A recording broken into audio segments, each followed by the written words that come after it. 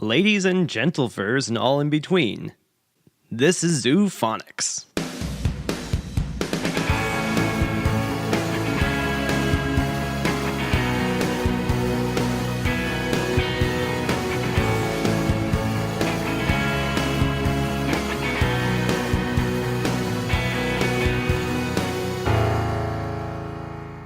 So, welcome to our little show, and, this is our very special first episode where we introduce ourselves a little bit and give you an idea what to expect for the next foreseeable future unless we do a format change. Yeah, which maybe, but That's the future.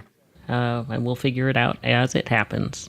So, this is Zoophonics, and I am Jacob Nelson, and this is Sirius Lagrange. Lagrange. And we've both been kicking around furry for like about 10 years or so, since like 2007-ish. Yeah, I'd say so. And in about 2008, like way back when there were still like 500 furry like MySpace knockoffs, on one of them I began developing this idea for like I wanted like a furry 24-hour live streaming radio station. And so I started like getting into contact with musicians and learning about like radio law and trying to work out like the logistics of having that many DJs, you know, on the clock. And turns out that was a lot of work. Maybe too ambitious for my blood. So last year, I realized that it might work a little bit better as a podcast to bring like, you know, musicians on and talk to them about their music and have them bring a couple tracks that they're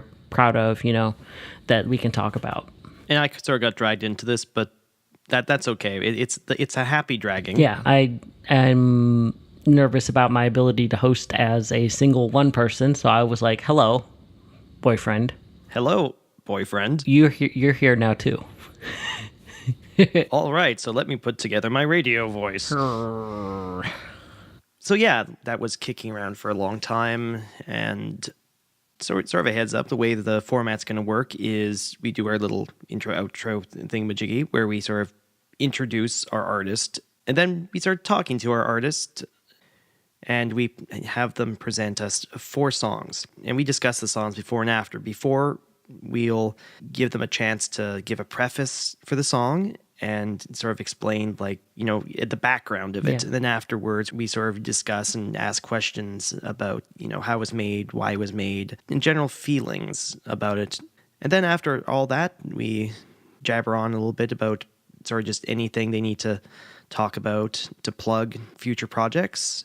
Right. And also, we allow them to share their social media and other wonderful links so y'all know where to find it. Yeah. It's between 2 to 4 songs, and we've got like kind of some hard time limits. So like we're only going to bring max about 20 minutes worth of music because there's also talking. And I find that if the music becomes too long, then it becomes weird and hard to kind of switch attention. At least when I'm listening to podcasts, I've noticed that. We're going to try really hard not to swear in the show, but if the artist brings something that has that, we don't necessarily want to censor them. So that kind of thing might come up in the song. And if that's the case, then we'll probably put like a little, if it's a particular kind of graphic or whatever, then we might put a little content warning in front of it. I don't expect that to happen like very often because furries are aggressively electronic only, but you know, just in case we do have like a personal policy in place for that. When it comes down to the actual interview with our wonderful guests, we'll have a nice, cute little sound effect over top.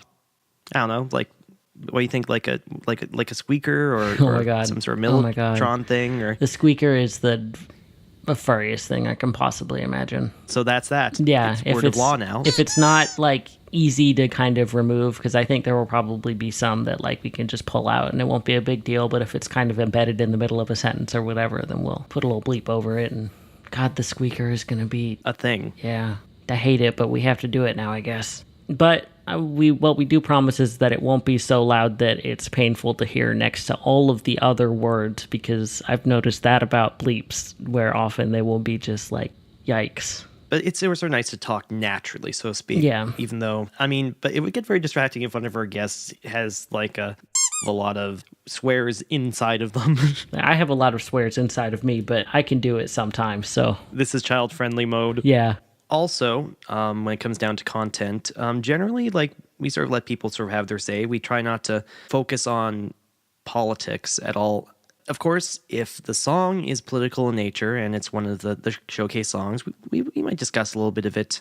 Otherwise, we try not to get, how would you put it, jerks. Yeah, I would use the word jerks. We might get one, who knows, but generally, like, we can just be straight up here and say that we are not going to be inviting alt-right sort of types. Yeah, no Nazis, none here. Yeah, I guess we can use that word. I mean, of course, if it turns out that we interviewed someone who is terrible, we probably would preface that we didn't know that, and still keep it up there. Especially since, if we didn't know during the interview, that's okay. Yeah, and we feel like it would be weird to pretend that it hadn't happened. So what we would do is we would just put there will be a preface that will go up in the beginning of the interview, and there will be a note in the show notes like, hey, if you want to skip this one for these reasons, cool. If you want to listen to it for posterity, that's also cool. That kind of thing. But again, like, focusing on the music will be the thing. Because there's just so much good stuff in the fandom that gets kind of glossed over, I feel like, because it's like actively harder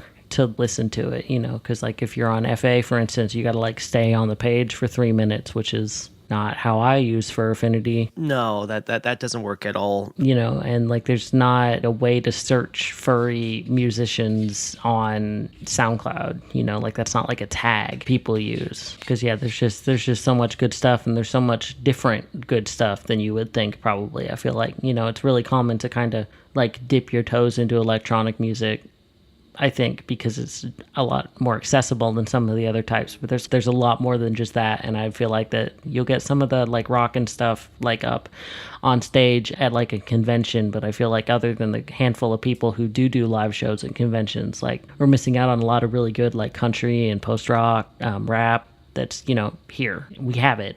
We have it in this community, and I would love for other people to know about it. You need to know, because the more you know. Yes. Yeah, so we're going to make sure that we plug everything back to our artists. They get to talk about whatever their current project is and their Twitter handles and stuff. And then I'll have a whole bunch of that in the show notes. I started building the show notes for our first episode, and there are 500 million links. Because I will link out to the songs that we played if they're available on Bandcamp and SoundCloud or Spotify. Then I will link to all of those places individually for each song. And I link to all of their individual profiles that I can find, or that they tell us about, or that I know that we're allowed to use, because there's a couple people who have like real old projects that they don't. They're like, no, please don't. But which I can appreciate. Yeah, do not. So you'll be able to find all the songs that are played pretty easily from the show notes and all of their, social media and music site locations, so that we can actually get them the traffic that we would like them to have. So while we've just discussed like various other aspects, we should maybe tell our listeners. Tell our you. Who we are. What we do. I think that when we first kind of were hanging out around Furry, we were a little bit more prolific in terms of actually like releasing. You were releasing music, I think, more regularly at that point. Or at least posting whips more regularly. Yeah, posting whips and song ideas, and also a small failed project with a friend. And I was posting art, just always. I wasn't like quite like a picture a day kind of a dude, but real close. You got like commissions. You were semi-popular. Yeah, I was, I guess. People will sometimes find my Twitter account and be like, oh, Ocarus, I thought you died. It's like, well, okay. I can see that. He's not dead. No, I'm not. And I think now we probably both release maybe a song a year. Maybe. Yes, that's pretty much it. Or we start stuff and it doesn't get finished. It just stays in whip forever. So this podcast will not be one of those things that does that, but that's kind of our MO. Hooray. So we come, into the conversations with other artists that are actually making things with like some sort of baseline knowledge of the equipment that they're using and methods and stuff. And I think Sirius has a little bit more of that than I do. I'm kind of more like a make up a really complex vocal harmony and maybe there's a guitar kind of person. And I started with more edgy types of music. Like I would say gothic industrial dance metal is a way to explain my sound sometimes, or just, there's certain tropes involved with anything I try to do. And of course, I'm kind of suffering from I don't know how you could say suffering, but I'm kind of Living with. I'm living with a Mellotron fetish. If you don't know what the Mellotron is, it's this. You can look it up, but it's this really cool like pre-synthesizer. Like around the time it was invented, the Moog and stuff were just new, but it was very, synthy sounds that you'd hear in commercials and quirky little projects.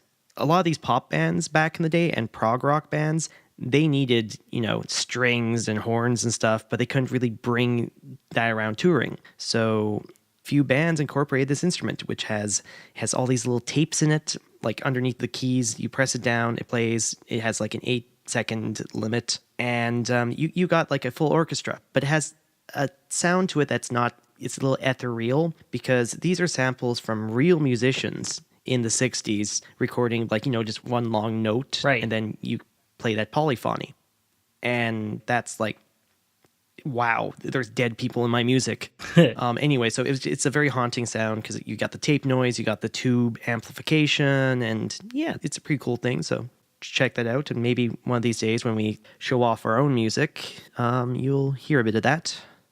But anyway, so I have a tendency to somehow shoehorn that into the conversation. I don't know. There's really, let's see, anything more to me right now? Not really. I can sing, I can play guitar, I can play bass. I just, just the standard battling with depression and stuff like really doesn't help with being productive. But yeah, I'll happily I'm really happy with this whole thing we're doing here. Yeah. Because I get to see all this cool stuff and talk to cool people, and it's like going to a convention. I don't know you, but let's chat. Yeah, and everyone's music is so great. As we said, we don't have so far a star-studded arsenal of artists, but they should be. Yeah, more people really need to know about a lot of these people.